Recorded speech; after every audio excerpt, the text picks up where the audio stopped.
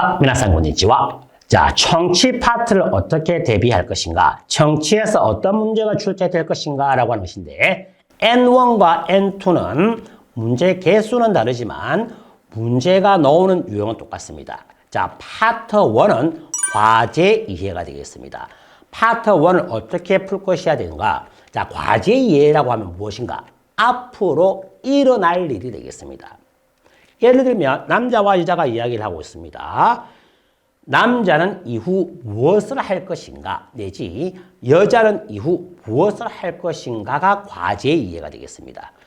따라서 파트 1에서는 여러분들이 정치를 들을 때 제일 먼저 행위자가 누구인가? 즉, 문제의 예문에서男の人と女の人は話しています。女の人はこの後どうしますか?女の人 여자가 되겠죠. 내지 선생님과 この後どうしますか? 내지 교수와 この後どうしますか? 교수님. 또 의사, 환자, 환자와 この後どうしますか? 이런 식으로 행위자가 누구인지 반드시 들어야 됩니다. 행위자를 체크하고 나서 이 행위자가 무엇을 할 것인가를 잘 들어주면 파트 1 과제 2의 정답을 찾을 수가 있는 것입니다.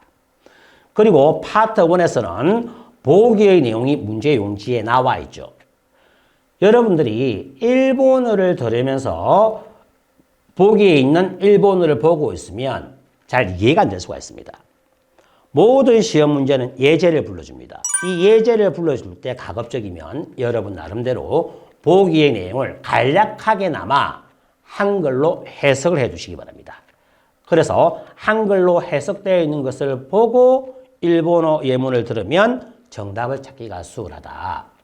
파트 1은 뭐? 과제 이해, 앞으로 일어날 일이다 라는 것을 알아두시기 바랍니다. 자, 그럼 파트 2는 뭐냐? 포인트 이해가 되겠습니다. 자, 이 포인트 이해, 포인트가 무엇이냐? 파트 2는 성우가 정답을 불러줍니다. 그런데 여러분들이 어느 부분이 정답인지 잘 모르는 것이죠. 파트 2는 이미 일어난 일, 과거지사가 되겠습니다. 왜 그랬는가? 이유가 뭔가?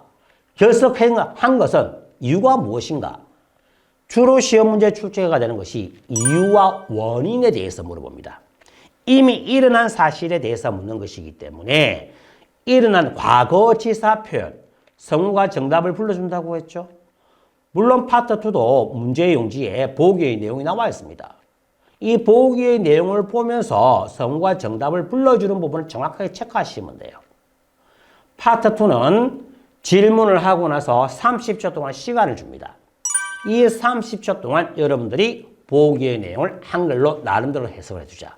그리고 행위자가 누구인가? 오토코노 히토인가? 온나노 히토인가? 환자인가? 의사 선생님인가? 선생님인가? 제자인가? 거래처인가? 당사자인가?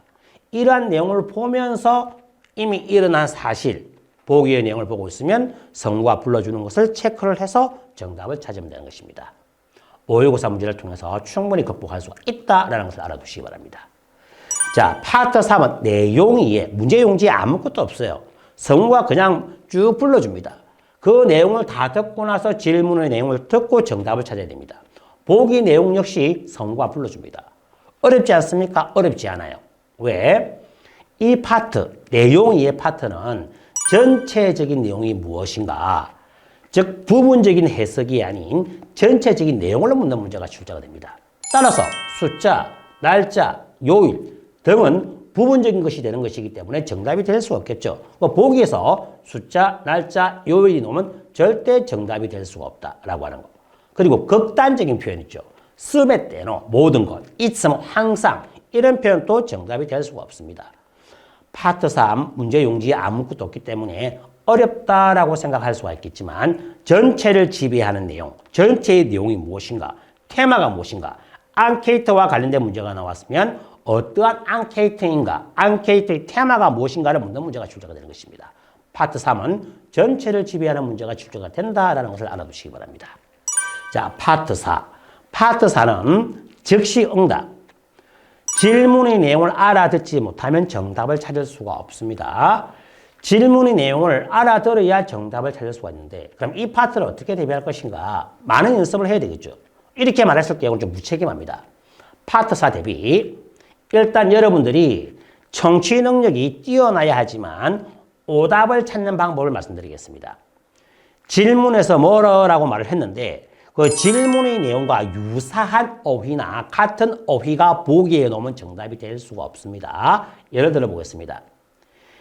A가 오미다 토노 영화를 본 뒤의 칸소와 도데스까 감상은 어떻습니까? 물어봤는데 칸소가 감상이죠. 근데 칸쇼라고 하면 간섭이라는 의미가 되겠고 또 칸쇼가 음악 감상, 영화 감상처럼 취미생활에 대한 감상이 될 수가 있습니다. 그래서 칸소와 칸쇼는 다르죠. 이런 식으로 질문 내용에서는 칸소가 나와 있지만 보기에서 칸쇼라든가 이런 어휘가 나오면 정답이 될 수가 없다는 것을 알아두시기 바랍니다. 이 방법은 뭐냐? 질문의 내용을 여러분들이 못 알아들었을 때 비슷하게 한글로 적어놓고 나서 일본어 내용을 근데 보기의 내용을 들으면서 비슷한 어휘가 보기 나옵니다. 그 중에서 질문을 못 알아들었을 때의 정답을 찾는 요령을 제가 설명해 드린 것입니다. 물론 정치 내용을 충분히 알아들으면 문제가 없겠지만은 못 알아들었을 때는 방금 제가 제시한 방법으로 문제를 풀면 오답을 제거할 수가 있다라는 것을 알아두시기 바랍니다. 자, 파트 5 세 문제가 출제가 됩니다. 파트 5는 1번 문제, 2번 문제. 오토코노이 또또 온나노이 또가 하나시테이마스 라고 말을 하고 질문의 내용이 없어요. 그다음 대화 문장이 나옵니다. 그리고 나서 다 듣고 나서 질문을 합니다. 보기 없죠? 1번하고 2번 문제에서는. 굉장히 어렵게 생각할 수 있습니다. 어떠한 문제가 출제된다? 모른다? 아닙니다. 파트 5에서 1번 문제는 과제2입니다. 두 사람의 대화 내용을 듣고 남자나 여자 중에 한 명이 앞으로 어떻게 할 것인가를 파악을 하시면 됩니다. 남자나 여자가 둘 중에 한 명이 어떻게 할 것인가, 무엇을 할 것인가, 문제의 내용을 미리 알고 있죠. 미리 알고 들어가기 때문에 정답을 찾기가 수월합니다.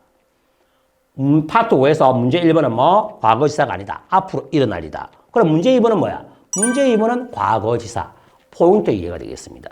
남자나 여자가 이 두 사람이 이미 했던 일, 이유가 무엇인가, 원인이 무엇인가를 묻는 문제가 파트 5에서 2번 문제가 되겠습니다. 그럼 파트 5에서 3번 문제는 무엇인가? 보기의 내용이 문제에 나와 있죠. 두 사람의 대화 문장을 듣고 어떠한 선택을 하는 것입니다. 따라서 어떻게 문제를 풀 것인가? 보기의 내용을 성우가 다 불러줍니다. 대화문에서. 그래서 그 보기의 내용에 맞는 특징이나 어떠한 장점, 단점을 반드시 메모를 하면서 들으셔야 됩니다. 가만히 보기 내용만 보고 있으면 이 보기의 내용이 청취를 할 때는 다 알아들었지만은 막상 문제 풀려고 하면 기억이 안 나요.